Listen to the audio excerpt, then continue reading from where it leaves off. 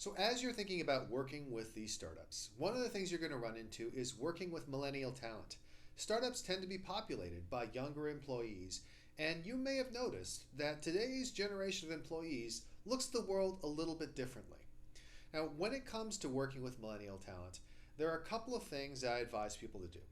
The first is to really put things in perspective. So when you talk about millennial talent, people often say things like, wow, I can't believe how high their expectations are. I can't believe that they want these kinds of promotions so quickly, that they want to know all these different kinds of information.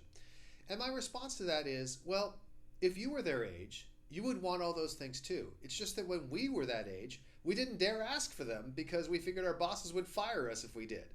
So millennials are not fundamentally different. They're just more willing to say the things that we all thought when we were their age. Beyond that, you need to then say, well, okay, great, they're asking me all these questions. How do I actually work with them? How do I make it happen? Well, the first thing is they really need a lot of feedback.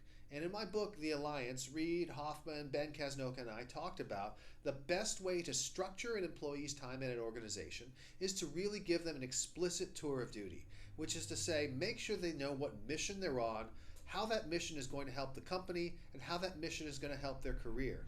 People are no longer content to wait around and pay their dues before doing something important. They want to start working on things right away, and they want to understand how those things are going to impact their career. So if you're explicit about their tour of duty, if you provide that kind of feedback, you're going to get a better result. And it's not enough just to define their tour of duty or their mission once. You got to check in with them on a regular basis. You should be having weekly one-on-ones and monthly check-ins where you're going through and saying, well, how are we progressing towards the broader goals that you have? The second thing you need to do is to really tie into their desire for career development. And one of the things that people often say is, well, millennials want it all. They want it so fast. How do I get them to calm down? How do I get them to actually accept that, maybe they can't be CEO of the company in just 2 years? The answer to that is to allow them to really get a concrete example. And I tell people, listen, if you have a millennial who's really in a hurry, ask them, who in this organization do you want to be when they grow up? In other words, what person in this organization do you look to? Do you aspire to have the career of? And then you could just take that person, punch them into LinkedIn, and go through their LinkedIn profile. And what that will show you is, wow, this person is incredible. They're amazing. They have all the talent in the world. And it still took them this set of steps to get to where they are today. Giving a concrete example of what it really takes to be the kind of person they admire is a way to get millennials to get more realistic about how quickly they're going to advance and what they're going to be able to do.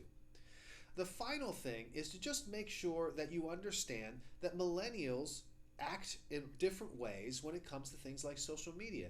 If you have policies around social media and what people are and aren't willing to say or do or wear, those policies aren't really going to apply to millennials. They're used to a very different way of existing in the world, a more public way of existing in the world. I still remember the first time one of the people who reported to me, who had friended me on Facebook, wrote, "Wow, I'm so hungover today. I hope my boss doesn't expect me to do too much." Now, admittedly, maybe some of you had that thought in your head when you were young, but you would never have expressed it. That's exactly the sort of things that people express today. And you may say, wow, that's terrible.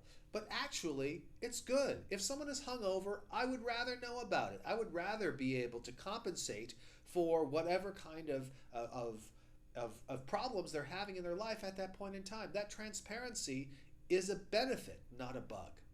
So when it comes to working with millennial talent, there are going to be some differences. But if you keep in mind the fact that they just want the same things that all of us have always wanted, if you use concrete examples to really ground them in reality, and if you take advantage of the transparency that they bring to the workforce, you may find that working with millennial talent can actually help you get more done.